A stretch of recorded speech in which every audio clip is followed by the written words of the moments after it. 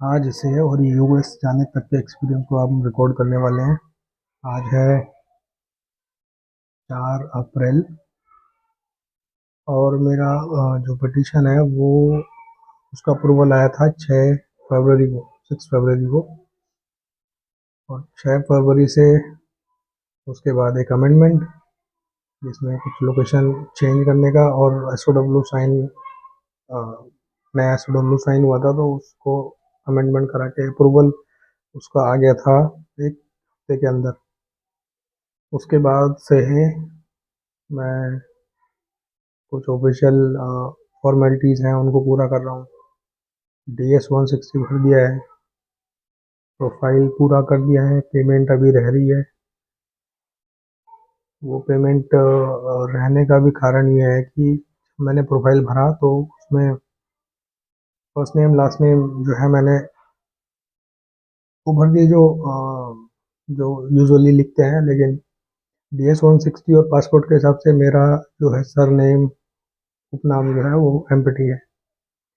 अब मैंने उन्हें मेल लिखी है कि वो अ,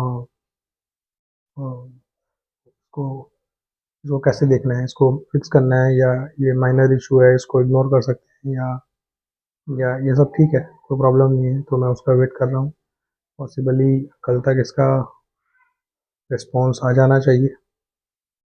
जैसा भी रिस्पॉन्स आएगा उसके ऊपर देखते हैं। ये सब होने के बाद पेमेंट और फिर इंटरव्यू के लिए अपॉइंटमेंट जो है वो शेड्यूल कर लेंगे। इनिशियली जब मैंने जब मुझसे मेरी ऑर्गेनाइजेशन ने पूछा कि are you willing to go US,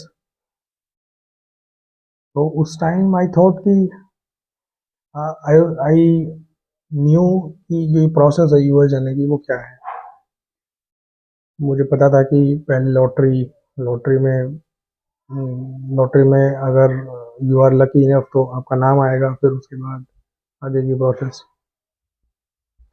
और लक को मैंने कभी इतनी ज़्यादा इम्पोर्टेंस दी नहीं, तो मैंने ऐसे ही बोल दिया कि हाँ I am okay, I can go. और मेरी ऑर्गेनाइजेशन ने मेरे से कुछ डॉक्यूमेंट्स मांगे और प्रोसेस हो गई शुरू। आई नेवर थॉट कि मेरा नाम उस लॉटरी में आ जाएगा, और वो आया।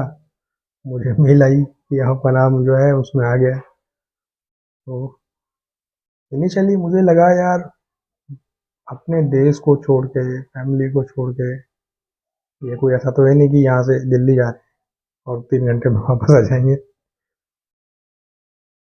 तो मेरा मन नहीं था, मैं इनिशियली मेरा बिल्कुल मन नहीं था कि मैं यूएस जाऊँ अपने देश को छोड़ के, अपनी फैमिली को छोड़ के। फिर प्रोफेशनल लाइफ के पर्सपेक्टिव से सोचा तो लगा कि ठीक है, एक ट्राई कर सकते हैं। और ये एक अपॉर्चुनिटी है एज ए प्रोफेशनल। मैंने इसको एक्सेप्ट किया, अपने आप को समझाया कि ठीक है, एक शॉर्ट टाइम H1B है तो पॉसिबली 3-4 साल में हम वापस आ सकते हैं। फिर मैंने अपनी फैमिली को बताया तो मेरी फैमिली में भी कोई मतलब उनको भी लग रहा था कि ज़रूरत नहीं है जाने की। मेरी किड्स, मेरी वाइफ, मम्मी पापा, सबका ही मन यही था कि मैं ना जाऊँ, मेरा भी इनफैक्ट।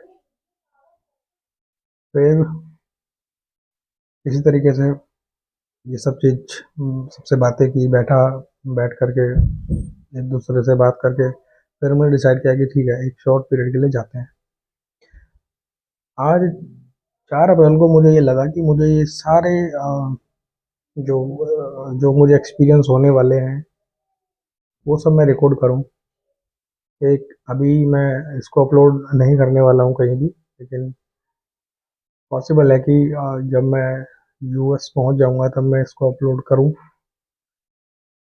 इसलिए कि जो भी मैं एक्सपीरियंस करूँगा वो सब एक एक ऐसी फैमिली और एक ऐसे किसी इंसान के लिए जो जिसके लिए इस तरह के डिसीजंस कितने सही होते हैं कितने गलत होते हैं मुझे भी नहीं पता मेरे लिए ये कैसा डिसीजन है।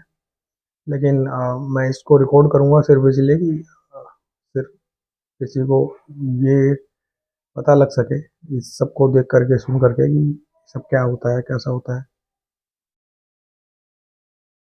इसमें मैं अपनी फैमिली के कुछ उनके जो जब उन्हें पहली बार ये पता चला कि हम यूएस जाने का ऐसा प्लान कर रहे हैं तो मेरे बच्चों ने कैसा सोचा उनके उनके एक्सप्रेशंस कैसे थे मेरी वाइफ के एक्सप्रेशंस कैसे थे मेरे मम्मी पापा के एक्सप्रेशंस कैसे थे उनकी भी मैं उनको भी मैं अब एग्जैक्टली वो तो रिकॉर्ड नहीं हो पाएंगे लेकिन उनकी क्या फीलिंग थी मैं देखते हैं कि हम उसको रिकॉर्ड कर पाते हैं कि नहीं।